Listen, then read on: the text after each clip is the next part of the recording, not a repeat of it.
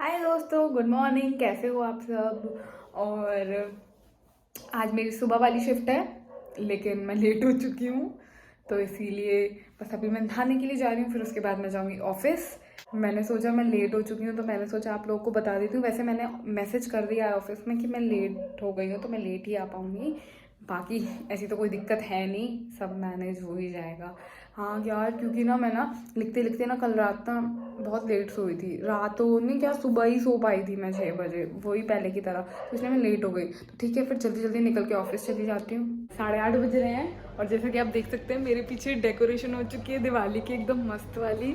पूरा ऑफिस सज चुका है एकदम बढ़िया तरीके से। इधर भी सजा हुआ है, ऊपर अंदर भी दिखाया मैंने आपको, सजा हुआ है। तो मेरा सुबह टाइम था 10 बजे का, नहीं जा पाई थी, 11:30 बजे जा पाई थी, लेट हो गई थी। तो अब 8:30 बज रहे हैं, तो 9 घंटे की शिफ्ट पूरी हो चुकी है, तो अब निकल रही हूँ बाहर। देखती हूँ कैसे जाना है, क्या करना है। ठीक है, मैं तो खुश हूँ यार, दिवाली की वजह से खुश हूँ बहुत ज़्यादा। और एक और बात, कल मेरा ऑफ है यार।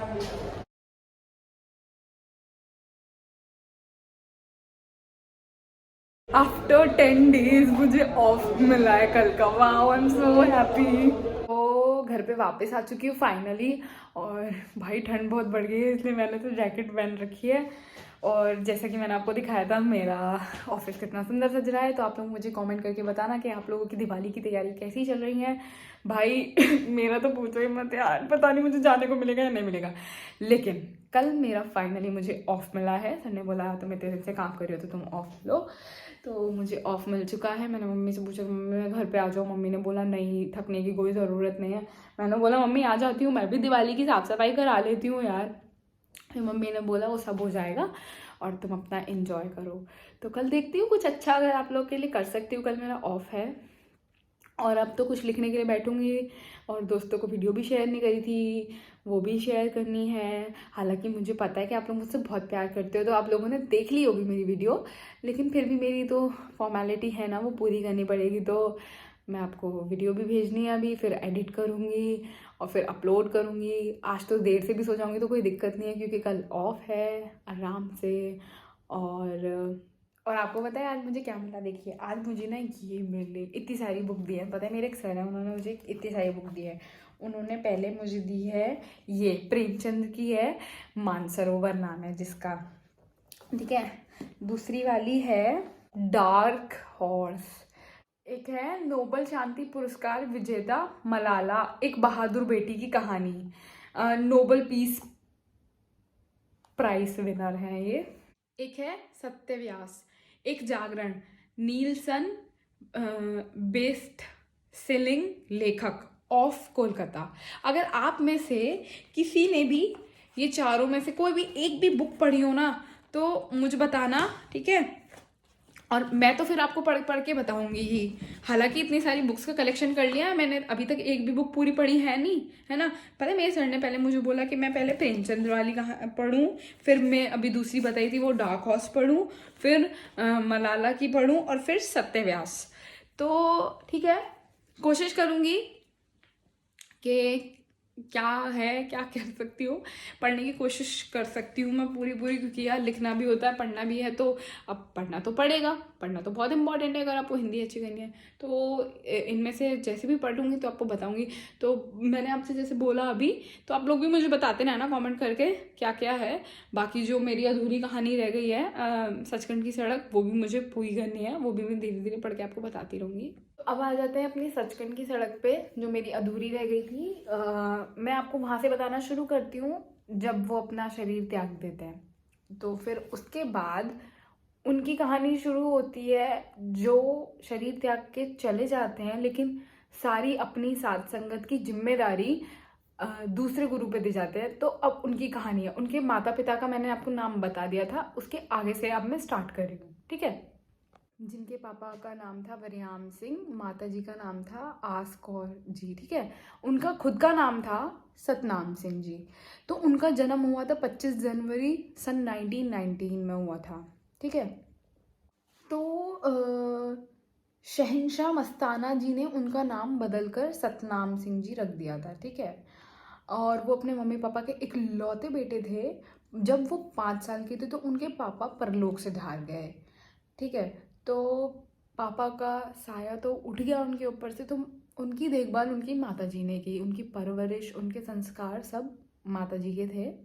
उनकी माता जो थी सारा टाइम उन्हीं के साथ बिताती थी, बुरे दोस्तों से, बुरी संगत से बहुत दूर रखती थी, और पढ़ाई लिखाई सब कुछ माताजी ने कराई। उन्होंने जब अपनी पढ़ाई स्टार्ट करी तो उन्होंने वो पढ़ाई रोक दी, क्योंकि अपने धार्मिक विचारों की वजह से, क्योंकि वो भगवान को बहुत ज़्यादा मानने वाले थे, तो इसलिए उन्होंने अपनी पढ़ाई नहीं करी। जब उन्होंने अपनी पढ़ाई समाप्त कर दी उसके बाद उन्होंने तलवाड़ी साबो में जाकर अमृत पान किया। आप हर रोज नियम अनुसार सुबह शाम गुरुवाणी का पाठ किया करते थे। गुरु ग्रंथ साहिब जी के साधारण तथा अखंड पाठी भी थे। गांव जलालाना में आप जी के प्रताप से ही गुरुद्वारा साहिब तैयार हुआ। अपने गांव तथा आसपास के गांव में भी आप कीर्तिमान स्तंभ करते रहे। ठीक है। और वो ना मतलब घर वालों से और अपने मतलब जो दोस्ती वाला व्यवहार होता है इन सब से भी ज़्यादा उसमें विश्वास रखते थे, मतलब धार्मिक कामों में ज़्यादा विश्वास रखते थे बजाय कि अपने घरेलू रिश्ते निभाने में। और जब वो इतना पाठ पूजा करते थे, इतना ध्यान लगाते थे, घर वालों से भी दूर रहते थे बस भगवान को पाने के लिए, तो इन सब को करते करते करते करते करते करते उन्हें आखिर में जाके अनंत व शांति की प्राप्ति पूर्ण हो गई। जब उन्हें शांति मिल गई तो उन्होंने जगह जगह जाकर सारे गुरुओं के पास, महात्मा संत के पास जा जाके उनका ज्ञान लिया, उनसे बातें की, उनसे पूछा कैसे भगवान मिल सकते हैं। जब वो हर गुरु से मिलने लगे, सब कुछ होने लगा, तो धीरे धीरे करके उन्हें ना मस्ताना जी की महिमा के बारे में पता चला, तो उन्हें उत्सुकता होने लगी कि मैं उनसे मिलूं, उनसे बात करूं, उनका भी नाम लूं। तो फिर वो एक दिन डेरा सच्चा सौदा पहुंच गए, जो कि सिरसा में है। उन्होंने शांति से बैठ के उनका सत्संग सुना, उनके विचार सुने। ठीक है। उन्हें बहुत अच्छा लगा, बहुत शांति प्राप्त हुई। उसके बाद उन्होंने ऐसे ही 3 वर्ष तक नियम अनुसार सत्संग सुना, सिमरन करा, पूजा पाठ, यही सब उनके नियम के अनुसार चलते रहे। तो जब यही प्रक्रिया चलती रही 3 वर्ष तक, तो उन्होंने मस्ताना जी से बोला कि मुझे भी नाम शब्द की प्राप्ति चाहिए, मुझे नाम शब्द चाहिए। तो मस्ताना जी ने कहा नहीं, आपको नाम शब्द नहीं मिलेगा, लेकिन मैं आपसे एक वादा करता हूँ, आपको काल कभी परेशान नहीं करेगा, आप ऐसे ही चलते रहना, लेकिन आपको मैं नाम नहीं दे सकता। आप ऐसे ही सत्संग में आओ, सत्संग करो, नियम अनुसार अपना सारा काम करो, सत्संग सुनना, सिमरन करना, लेकिन मैं नाम नहीं दूंगा। फिर 3 वर्ष के बाद मस्ताना जी एक गांव में नाम देने के लिए गए हुए थे सात संगत को। तो उस गांव का नाम था घुंगावाली। तो घुंगावाली में जब वो लोगों को छांटने लगे तो उन्होंने सोचा किसको नाम दूँ, किसको नाम दूँ, किसको नाम दूँ। तो वो उधर ही पास में एक चबूतरा था, वहाँ खड़े थे। तो मस्ताना जी आवाज़ लगा कर बुलाते हैं, इधर आओ, तुम आओ इधर। और वहाँ कमरा है एक, उसके पास कुर्सी रखी है, उस कमरे के अंदर एक कुर्सी रखी है, उस कुर्सी के पास जाकर बैठ जाओ। तो जब वो अंदर गए कुर्सी के पास, तो उन्हें जगह नहीं मिली पास में, वहाँ भरा हुआ था सब, बहुत सारे लोग बैठे थे, तो वो पीछे जाके बैठ गए जब उन्हें जगह नहीं मिली। तो फिर अंदर आए मस्ताना जी, कमरे में आके बोलते हैं उनसे कि अरे भाई तुम इतनी पीछे क्यों बैठे हो, इधर आओ तुम मेरे पास। तो वो हैरान हो गए कि ऐसा क्यों हुआ, क्या हुआ, ऐसा क्या हो गया जो मुझे इतनी पास बुला रहे हैं। तो उन्हें तो सुनना ही था भाई, मस्ताना जी का हुक्म था, टाल कैसे सकते थे। तो वो उनके पास गए। जब वो उनके पास गए तो उन्होंने बोला कि मैं तुम्हें नाम शब्द देना चाहता हूँ। वो तो बहुत खुश हो गए, एकदम से ऐसे कैसे बोल दिया, उन्होंने तो मना कर दिया था पहले, लेकिन वो तो मुझे नाम देना चाहते हैं। तो उन्होंने बोला कि मैं आपको नाम शब्द दे रहा हूँ, लेकिन मुझे आपसे एक काम लेना है। तो वो बोलते हैं ठीक है, आपका जैसा हुक्म, जो आप बोलेंगे मैं वो करूँगा। ठीक है। नाम की उन्हें तो बहुत खुशी थी, क्योंकि वो तो चाहते थे मुझे नाम मिल जाए। अब भाई नाम मिल रहा है, उसके लिए कुछ करना पड़ेगा, तो ठीक है मैं कर लूँगा, कोई दिक्कत नहीं है। अब उन्होंने बोल दिया था तो गुरु के वचन पलटते तो है नहीं, नाम तो देना था। इसमें दोहे हैं, वो मैं आपको पढ़ के सुनाती हूँ। संत वचन पलटे नहीं, पलट जाए ब्रह्मांड, साधु बोले सहज सुभाए, साधु का बोला व्यर्था ना जाए, यह वचन कैसे टल सकता था। ये तो इम्पॉसिबल है, गुरु के वचन तो कभी टल ही नहीं सकते थे। लेकिन उनको पता था कि मुझे अपना शरीर त्याग के जाना है, पूरी जिम्मेदारी देनी है। जो गुरु होता है, अगर वो अपने शिक्षक को कुछ जिम्मेदारी सौंपता है तो पहले उसकी परीक्षा लेता है। तो मस्ताना जी ने क्या करा, उनकी परीक्षा लेने की कोशिश करी। उन्होंने एक जिम्मेदारी सौंपी, उन्होंने उन्हें डेरे पे भेजा, ठीक है। अब वो चले गए डेरे पे। उस टाइम पे इतनी सर्दी पड़ रही थी भाई, वो चले गए। उस टाइम पे तो ऐसे कार वार भी नहीं होती थी जैसे आजकल होती हैं। इतनी भरी सर्दी में जंगल के रास्ते में से आदमी अकेला निकल के जा रहा है, डर भी लगता है।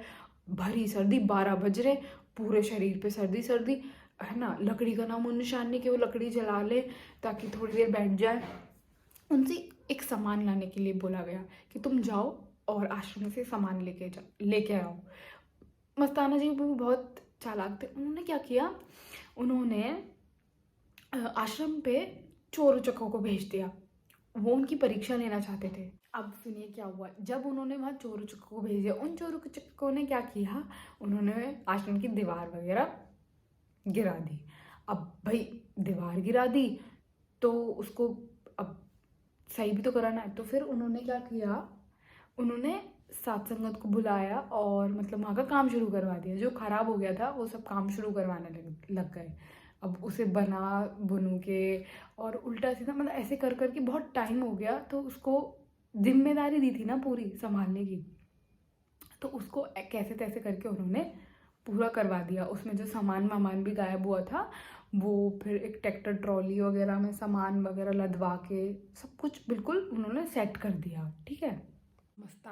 अब मस्ताना जी तो एक बार पहुंच गए। अब ये सब देख के वो सारी संगत से नाराज़ हो गए कि ये सब क्या चल रहा है। हालांकि किया सब कुछ उन्होंने ही था, लेकिन फिर भी उनको ऐसे दिखाना था कि नहीं जैसे मुझे कुछ नहीं पता। तो एक बार को उनका मन भी डगमगा गया, लेकिन फिर भी उनका हौसला कभी कम नहीं होता था। वो हमेशा अपने आप को मोटिवेट करते रहते थे अंदर से। इतना सब कुछ होने के बावजूद भी वो अपना हारे नहीं साहस। उनके मन में एक विश्वास था कि नहीं फिर भी मुझे नाम तो मिलेगा, अगर कुछ भी हो जाए कैसे भी करके मुझे नाम तो लेना ही है। तो ऐसे ही कर करके वो बहुत सारे काम उन्हें देते रहते थे, बहुत सारे हुक्म देते रहते थे। वो धीरे धीरे करके सतनाम सिंह जी जो थे उनके हर एक हुक्म को मानते गए। मस्ताना जी परीक्षा लेते गए, वो देते रहे। ऐसे ही करते एक दिन आखिरी दिन उन्होंने फिर बोला, ऐसे ही करते बहुत परीक्षा ली उन्होंने। और फिर ऐसे ही करते करते एक दिन उन्होंने बोला कि अपने परिवार को छोड़ दो। वो अपने परिवार को छोड़ के आ गए।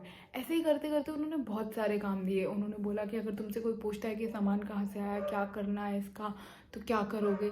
जैसे होता है ना, लोग बग सत्संग में दान कर देते हैं तो लोगों को क्या जवाब दोगे। ऐसे ही एक बार गाँव में महामारी आ गई तो उसके चलते भी सबका बहुत ख्याल रखा, खाना वाना बांटना, सबका ध्यान रखना। गांव में बहुत तरीके की परेशानी आई जो सब कुछ उन्होंने सतनाम सिंह जी ने बहुत अच्छे से मैनेज करी। इतना सब कुछ देखने के बाद मतलब वापस अपने आश्रम पे गए और सब कुछ सजा हुआ था, बहुत अच्छा जश्न का माहौल था। उस दिन उन्होंने जाकर बोला, सतनाम सिंह जी को आत्मा से परमात्मा तक पहुंचा दिया। उस दिन उनको फाइनली परमात्मा प्राप्त हो गए। और बस आज के लिए इतना ही। आगे की कहानी मैं आपको बाद में बताऊँ क्योंकि बहुत ज़्यादा थकी हुई हूँ। कल रात भी ठीक से नहीं सो पाई थी। अभी सोना मेरा बहुत इम्पॉर्टेंट है क्योंकि मुझे बहुत ज़्यादा नींद आ रही है, तो इसलिए जा रही हूँ मैं अभी। तो अगर आपको मेरा ब्लॉग अच्छा लगा तो प्लीज़ लाइक करें, कमेंट करें, ज़्यादा से ज़्यादा सब्सक्राइब करें। ठीक है, फिर बाय बाय, गुड नाइट।